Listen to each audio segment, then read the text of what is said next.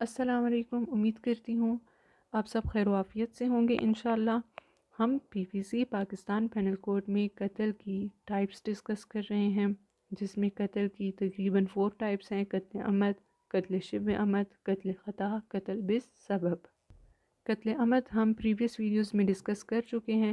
آج ہم لوگ قتل شبہ عمد ڈسکس کریں گے، جو کہ قتل کی سیکنڈ ٹائپ ہے اور پاکستان پینل کوڈ کے سیکشن 315 میں مینشنڈ ہے۔ پاکستان پینل کوڈ کا سیکشن 315 ہمیں کیا کہتا ہے اس بارے میں؟ Whoever with intent to cause harm to the body or mind of any person causes the death of that or of any other person by means of weapon or an act which in the ordinary course of nature is not likely to cause death is said to commit قتل شبہ عمد۔ یہاں پر اب اس میں ہمارے پاس 3 باتوں کو high light کیا گیا ہے: انٹینشن ٹو ہارم، ویپن اور ایکٹ۔ ٹھیک ہے، انٹینشن ٹو ہارم کا کیا مطلب؟ کہ سامنے والی کی نیت جو ہے، کسی شخص کی نیت دوسرے انسان کو زخمی کرنے کی تھی، قتل کرنے کی نہیں تھی۔ ٹھیک ہے، یہ میں آپ کو ایگزامپلس کے تھرو سمجھاتی ہوں۔ لیٹ سپوز زیڈ نے سٹک کے تھرو اے کو انجری پہنچائی، ہارم کیا، اور اس انجری کی وجہ سے اے کی موت واقع ہو گئی، اے کا قتل ہو گیا، تو یہ قتل شبہ عمد ہے۔ ٹھیک ہے، یہاں پر اب زیڈ کی انٹینشن ہارم کرنے کی تھی، لیکن اس انجری کی وجہ سے ایک کی موت واقع ہو گئی، تو یہ ہمارے پاس قتل شبہ عمد ہو گیا۔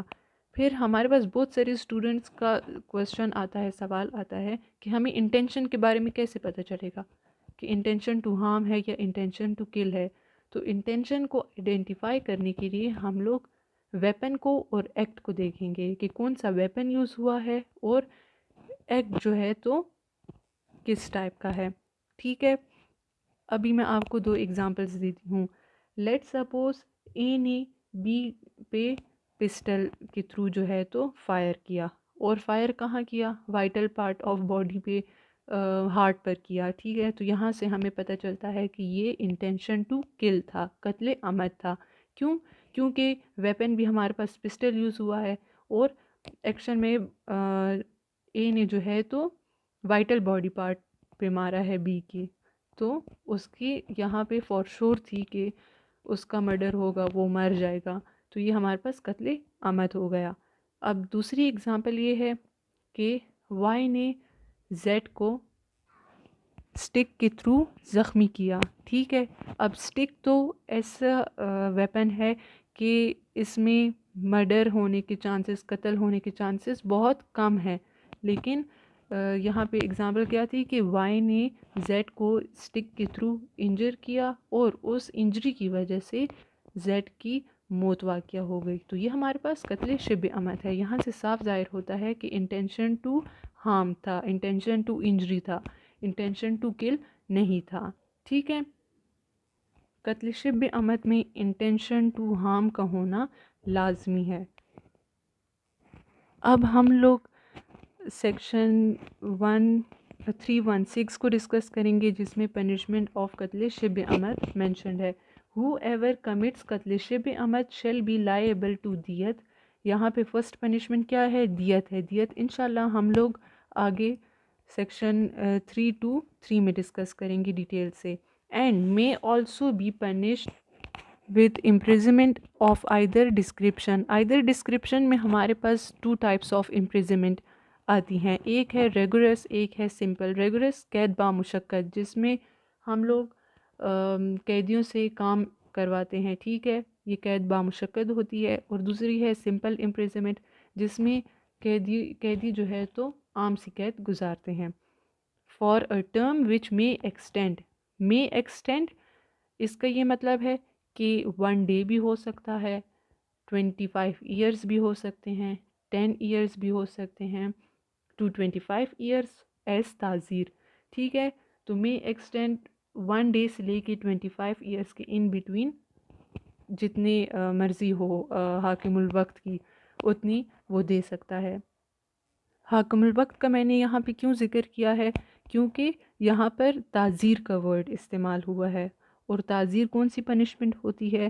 وہ جو کہ حاکم الوقت جج ہو گیا، رولر ہو گیا، اس کے پاس یہ پاور ہوتی ہے کہ وہ امپریزمنٹ کی ٹائپ ریگولرس یا سمپل ان میں سے کوئی ایک چوز کرے، اور جو پنشمنٹ ہے وہ سیویئر دیتا ہے، کتنی سیویئر دیتا ہے یہ بھی ان کی مرضی ہوتی ہے، اور 10 ایئرز دیتا ہے، 1 ڈے دیتا ہے، 25 ایئرز دیتا ہے، in between 1 day to 25 years جتنی مرضی دینا چاہتا ہے وہ حاکم الوقت کی اپنی مرضی ہوتی ہے. ٹھیک ہے، میں تھوڑا سا اب ان دونوں سیکشنز کو، سیکشن 315 اور 3116 کو ریپیٹ کر لیتی ہوں.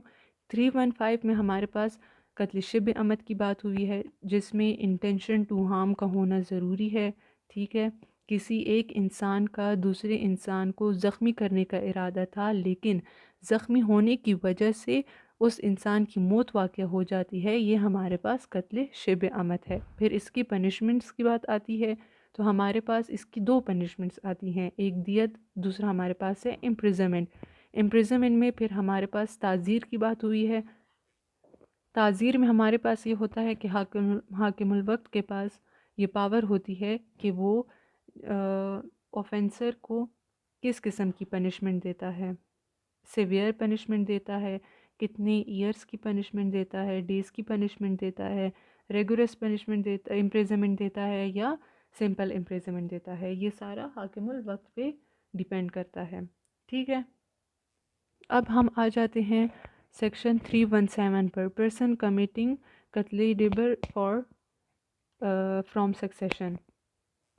اس میں ہمارے پاس کیا بات ہوئی ہے؟ ویئر اے پرسن کمیٹنگ قتل عمد اور قتل شبہ عمد از ان ہائر اور a beneficiary under a will, he shall be debarred from succeeding to the estate of the victim as an heir or a beneficiary. یہاں پر ہمارے پاس بہت سمپل سی بات ہے کہ اگر کوئی وارث اپنے محرث کو مار دے وراثت میں جلدی حصہ حاصل کرنے کے لیے، ٹھیک ہے، تو اس صورت میں کیا ہوگا؟ وارث کو جائیداد میں حصہ نہیں ملے گا. اگر کوئی بیٹا اپنے باپ کو قتل کر دے تو اس کا اپنے باپ کی جائیداد میں حصہ نہیں ہے.